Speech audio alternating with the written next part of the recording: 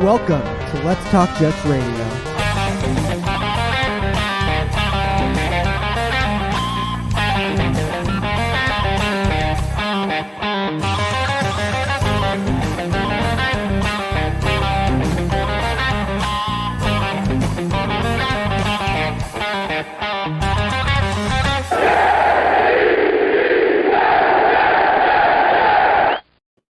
What's up, everybody? Tyson Roush, Let's Talk Jets. What a very special guest. My good friend, Jeff Lloyd, who is the man of the people, the man of the Cleveland Browns. What's up, man? Not much, Tyson. Just going through a week here, obviously, for the Browns, 1-0 for the first time since 2004. Home opener Sunday. Everybody's geeked about the elf on the field. Joe Thomas going into the Ring of Honor. Myles Garrett a sack and a half away from becoming the all-time leader in sacks for this franchise. It's been a fun week here. Week one, obviously, you get back into the regularity of the NFL. It may only be for about 5.5 months of the year, but there's no better time. Yeah, and your coverage is second to none, man. You know the X's and O's, you know the ins and outs, and I appreciate it. And you also have a Jets background too. You're a Jets fan too, so it's really cool that you had a good perspective on both sides. Now, you have an interesting video out there. We're going to break into it, but you had this a lock of the week for you? The Browns are a lock to beat the Jets this week? Well, I think there's factors here that people, everybody thinks the Ravens, and we actually just got done doing our pregame show. It seems like the Ravens get by on the fact that they're the Ravens. Like, it's the same team that's existed forever. Yes, the Jets did a really good job holding the Ravens running game in check last Sunday. Browns offensive line is better than the Baltimore Ravens offensive line. Nick Chubb, Kareem Hunt are better running backs than Kenyon Drake. So that is something I'm going to say. The Browns left a couple of passing plays on the field last week. The Jets, Jordan Whitehead, we'll see if the ankle injury is an issue or not. But if it's not, Jets don't really have much else at the safety position. Sauce Gardner versus Amari Cooper should be a really, really fun matchup. I'm looking forward to that. Another chance for Sauce Gardner to maybe cement himself as, what the Jets think he's going to be. Basically, their next top corner after Darrelle Revis. But, yeah, I just think the way it matches up. And the other thing is, I will not stop talking about this Cleveland Browns defense. Look, everybody knows me, the wide receiver in me, but I cannot stop talking about this Browns defense.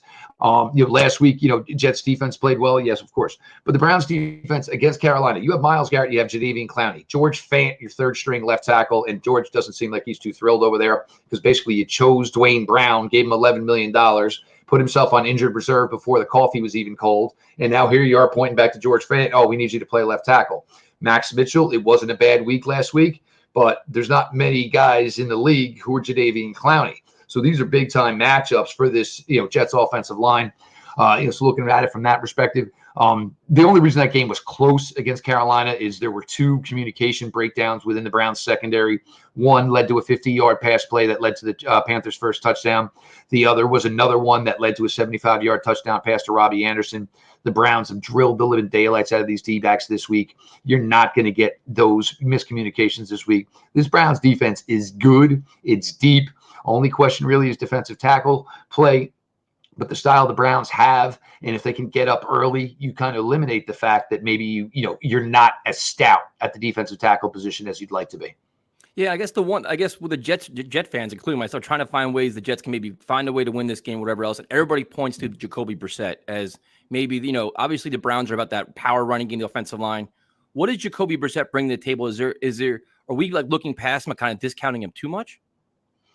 I think, you look at last week, and it wasn't glowing for Jacoby Brissett, but it also kind of looked like his play speed was a little slow. And you're never going to look at Jacoby Brissett and just see this freak athlete who does things, like a shortstop or a second baseman, like a minute. He's never been that smooth type of guy. But I think what you did see, and this was the problem the Browns were faced with when training camp started and not knowing what your suspension was going to be for Deshaun Watson. So the Browns basically had one quarterback they knew they were going to have to play in Jacoby Brissett, and then they had the guy who's going to hopefully be their guy for a long foreseeable future. So, but the problem was there is at the time they didn't know. So you had to have both guys kind of get ready. You were going to push Deshaun Watson because he's supposed to be the guy. Yeah. Then it was a 6-game suspension. All right, well, we got to kind of get Jacoby prepped up. Then all of a sudden it went to an 11-game.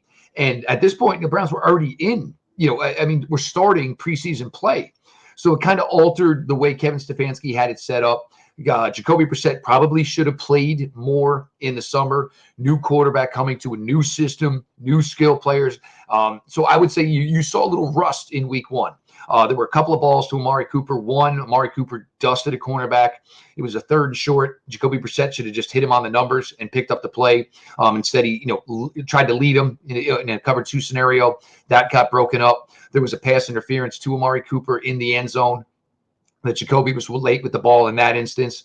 So I think he's just going to overall play a little faster here this week, just due to the fact that he's a little bit more comfortable. And look, I love everybody at this point in time. Everybody's saying, "Oh, well, it's Jacoby Brissett. It's Jacoby Brissett." Come on.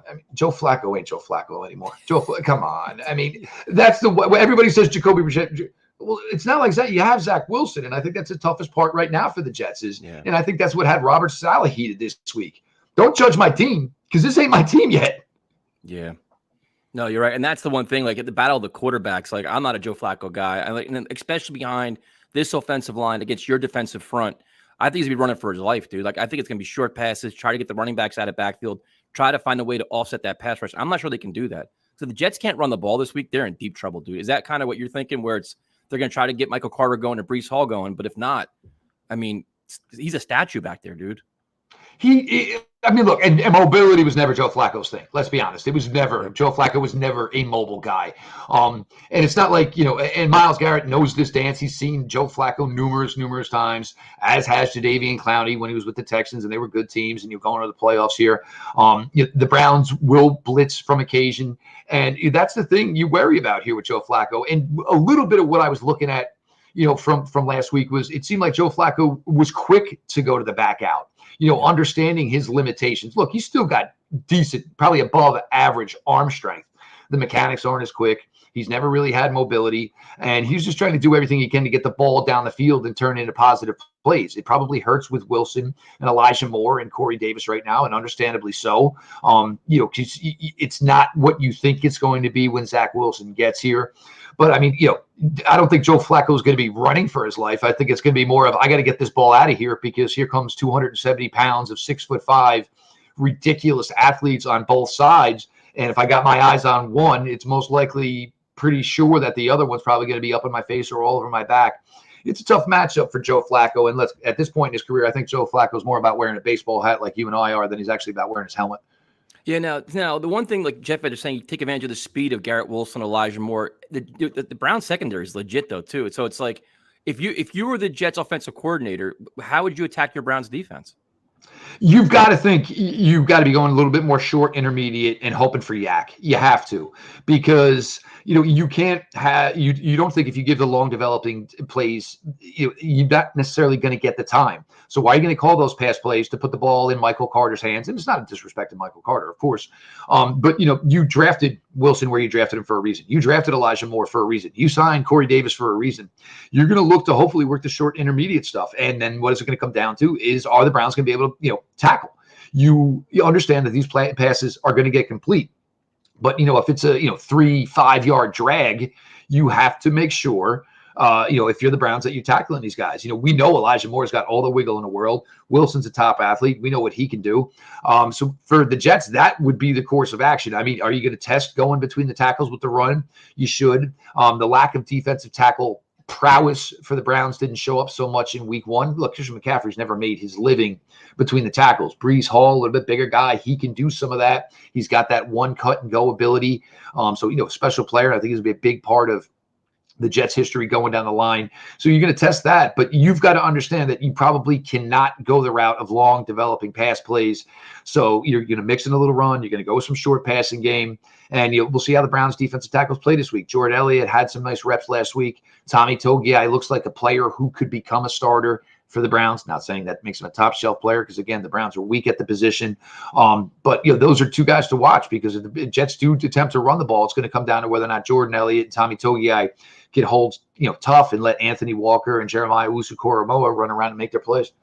Now, can the Jets take advantage of any mismatches with their tight end position? Because they have Conklin, they have Azuma, which we had high hopes for. Conklin had a bad fumble last week, but they have some size, they have some pass catching ability. Would that be any kind of matchup the Jets can use, or no? I would think, you're going to certainly try it, but, John Johnson has made a living in the NFL as a guy who can cover deep and can come up and cover. Anthony Walker, solid coverage linebacker. JOK is getting better as a coverage linebacker.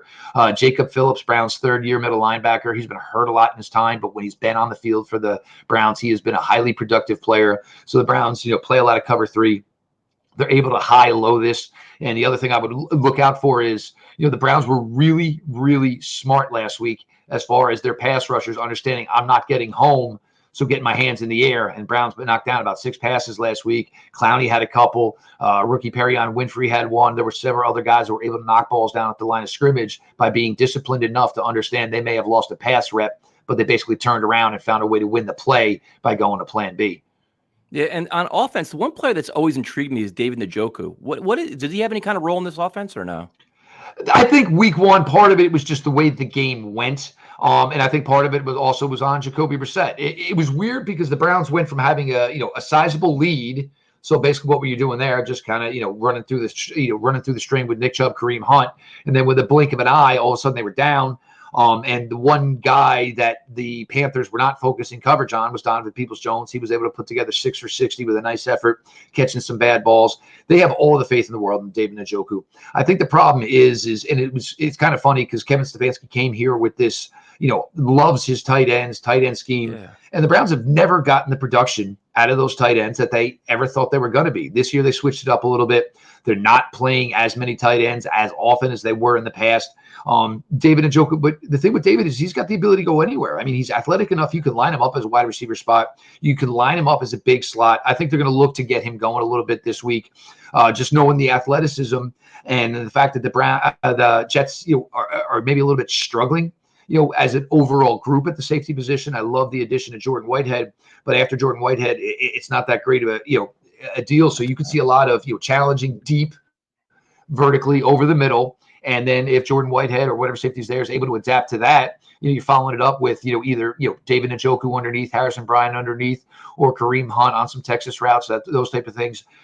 Yeah. But I think the Browns are going to make an effort to get a little bit more vertical in the passing game this week and test the safety play for the Jets. So in terms of special teams, the Jets last week were a complete disaster. Braden Mann shanking punts, Zerline's missing kicks. What's the breakdown of the Browns special teams? Which I already know because it's all over social media. But talk about what you got. Look, I mean, when they drafted Cade York, and look, it was weird to say, and everybody, the Browns don't draft till the third round. The Browns were drafting starters. They had every 22 spots on lockdown when the Browns went into that draft. So you draft the kicker where you did. Normally for me, oh my God, just find a specialist. Don't ever waste a draft pick on a kicker or a punter. No. Then he goes out, goes 4 for 4. Extra points good, crushes his kickoffs. This guy, the leg is legit. And I think one of the things that people didn't really value with Cade York was the fact that Cade York, he played in national championship season at LSU. So he played in big games, played in crucial situations, big kicks. So it wasn't that uncommon for him. And you take the stones of an NFL rookie kicker telling his offense coordinator, his head coach, with a couple minutes left to go in the game, just get to the 40. I got it. Just get to the 40. And, kid came through. So, I mean, Cade York, I was actually joking. I hope he doesn't retire because I don't know where you go from here if you're Cade York at this point. The punter, Corey Baraquez, big leg. This is a guy that, could always lead the NFL in average per punt. Maybe a little bit more disciplined at times could be to, start, spot stuff inside the 10, inside the 5. But it's hard to do that when you have the leg that he does. One thing is punt returner Demetric Felton had a rough week 1. He was in no way supposed to be the punt returner this year. The Browns signed Jakeem Grant in the offseason, blew out an Achilles, so they're back to Demetric Felton. It gets a little roller coaster-ish there with Demetric Felton at times. Browns brought in Chester Rogers to the practice squad this week. I think he's going to get a chance at some point to be the return man for this Browns team, but it doesn't look like it's going to be this week. Yeah, and the last factor this entire game, which is going to be wild, is the home game. The Browns, I mean, I've been there a couple times, the dog pound, I think that atmosphere is going to be wild where it won't rattle Joe Flacco, but I don't think by any means he's seen there, been there, done that. But talk about the crowd, man. I think they're probably amped up. I think they probably all assuming this is going to be a victory. I think it's like, the Jets are coming to town. They're average team at best that's struggling a little bit. What's the feel in Cleveland for that? Well, first things first, you got to understand that this team is going into its home opener 1-0, and 1-0 for the first time since 2004. But the thing with Browns fans and even Jets fans too is, even though you most likely know it's not your year, That's not the way the fans start week one. They go in there with the mentality of our team is going to be good. They may whine, cry, piss, and moan afterwards. But the fact that they're 1-0, Joe Thomas is getting inducted into the Ring of Honor in First Energy Stadium. The fact that Myles Garrett is most likely going to break the all-time sack record for this franchise. These are just things that have everybody fired up even more. And I cannot forget the elf at midfield. This fan base is about as excited as you could possibly be. I mean, they understand they don't have Deshaun Watson for a while, and they understand how integral these early games are against teams that the Browns should beat, because then you kind of get to a gauntlet after the first 4 of 7 games of some really, really quality teams. And the importance of, getting to 2-0. Pittsburgh then would be coming in Thursday night. So that's big to watch, to see that all, the way that all unfolds. But yeah, I mean, the city is fired up. The fact that Donovan Mitchell comes to town to get introduced to the Cavs. He's decked out in Browns gear. The Guardians are a first-place team. Browns fans and Cleveland fans just in general right now are a fired up unit. They haven't been able to feel this positive about all 3 of the professional sports teams in a while. Everybody's geek factor is definitely on a +9. So, I mean, you're all fine. Dude, I love talking to you, man. Your energy, I'm ready to start tackling walls over here in a second. But so your level of as from the Browns' perspective, your level of confidence to win, you see this, is it going to be like a dominant performance, or is it going to be like a close-knit, ugly game? How do you see this playing out? It's hard to say, and this is where we'll go to this. It's hard to say, and I think you guys would feel the same way. It's hard to say anything dominant when you're playing your second-string quarterback. Right. The Jets don't want to be playing Joe Flacco. The Browns don't want to be playing, Jacoby Brissett. So that certainly gives you, the factor there. But, Peter Schrager put out an article, I think it was yesterday. Oh, did we all sleep on the Browns? Yeah, I saw that. Which was my issue. My issue was, look, and I think a lot of media, maybe their views on the Cleveland Browns was out of hatred. And look, we're not going to talk about that. The events, none of it's good, of course, obviously. But you can't look at this and look at the other 52 players on this team. Nick Chubb, Kareem Hunt are still incredible. One thing you saw Sunday, Kareem Hunt missed 9 games last year. The Browns probably would have made the playoffs, even with Baker Mayfield playing the way he was, if you had Kareem Hunt. Myles Garrett, I think the eyes are, towards a legitimate shot at being Defensive Player of the Year this year. I think he truly feels that's something he's been close to and kind of faded out over the last couple of weeks of a couple of seasons. I think he feels that's a legitimate thing for him this year.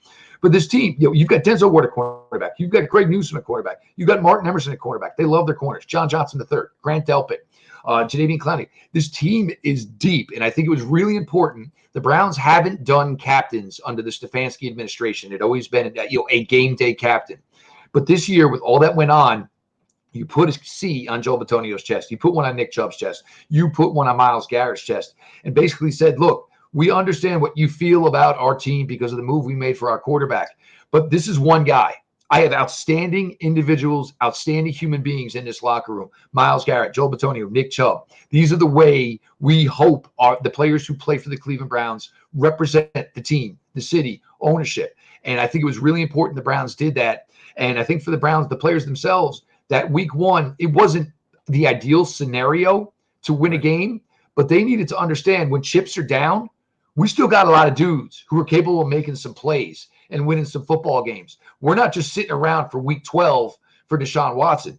We want to not just maybe tread water. We want to put ourselves in a situation where everything's really, really tight. And then guess what? Nobody else is going to get to add a player like Deshaun Watson to the mix come week 12. So I think that's the way this Browns locker room is looking at things.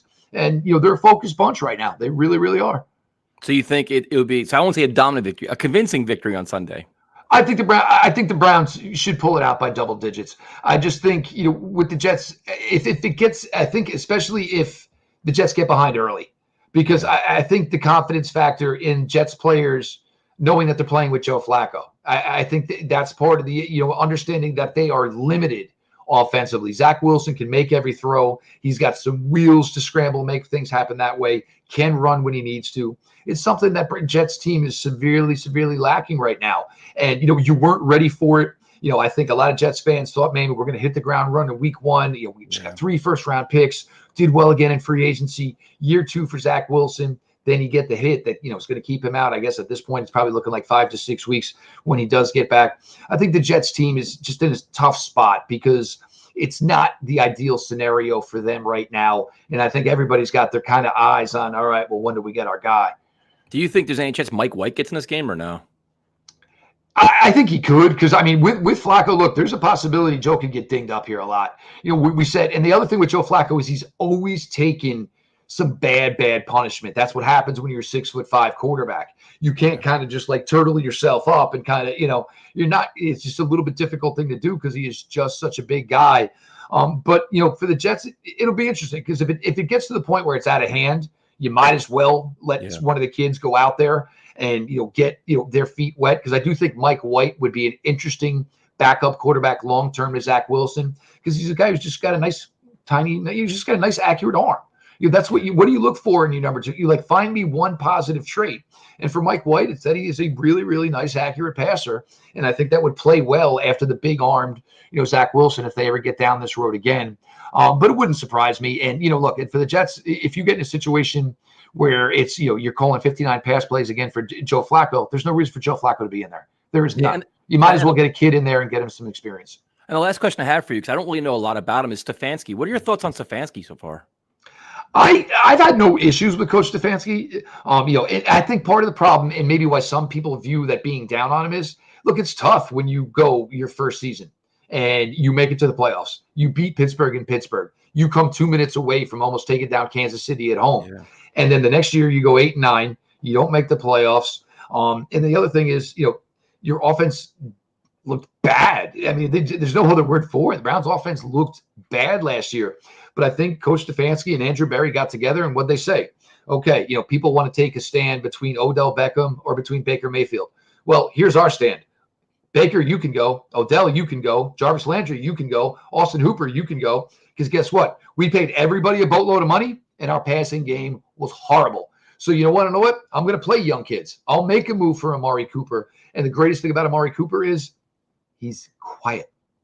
The guy doesn't use social media. He doesn't talk. He's got a personality similar to Nick Chubb, where it's, let's get into meetings, let's get on the practice fields, let's do our work. I don't worry about what's going on when everybody's out of the building, because I'm not seeing you at fashion shows. I'm not seeing you here. These guys just go about their business and perform well. It's a lot more quieter, focused locker room for the Cleveland Browns right now, and it is like 100% drama-free. Yeah, which is welcome, dude. That's the best. That's the best kind of football. Hard-nosed football, quiet football, and just try to win games. Jeff, first of all, thank you so much for your time. And where can everybody find you, man? You're just, dude, you're phenomenal, man. It's been a heck of a ride over here, and to see this team, once again have promise like it did in 2020. But Locked On Browns is available wherever you get your podcasts. We're on YouTube. During regular season, it's probably about six shows per week. We go live at the 2-minute warning. It's launched between the Locked On Browns channel, the Ultimate Cleveland Sports Show channel, my partner Garrett Bush, and we get together with Mike Lucas, and actually also anybody from the WFAN days. Adam the Bull, we're a part of that with Adam, so we have a blast just doing that. It went really well last week, obviously, because we went live at the 2-minute warning, so we got to see Cade York close it out. Just having a lot of fun, and you'll ride it here. This Browns franchise has changed. I know everybody wants to think the Browns franchise changed for the worse, but for those of us who are in the trenches every single day, there is so much positive with this franchise that people are, just choosing not to acknowledge, and that's fine. But you string together some wins, some people will be forced to change the tune, so to speak. Jeff, enjoy the game on Sunday. Looking forward to it. That was excellent analysis. I definitely appreciate your time. All the best, Tyson. Always a good time. Have a great day. You too.